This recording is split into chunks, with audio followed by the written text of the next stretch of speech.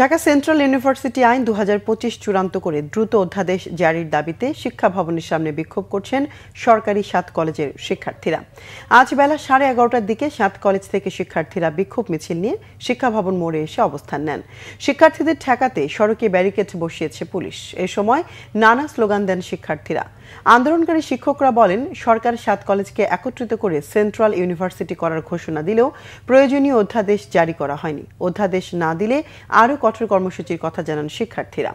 চলতি বছরের ২৬ মার্চ সরকার Dhaka Eden, Dhaka college, Begum Badrunnesa সরকারি মহিলা কলেজ, শহীদ সোহরাওয়ার্দী কলেজ, কবি নজরুল সরকারি কলেজ, মিরপুর বাংলা কলেজ ও সরকারি তিতুমীর কলেজকে ঢাকা বিশ্ববিদ্যালয় থেকে পৃথক করে নতুন একটি বিশ্ববিদ্যালয় করার ঘোষণা দেয়।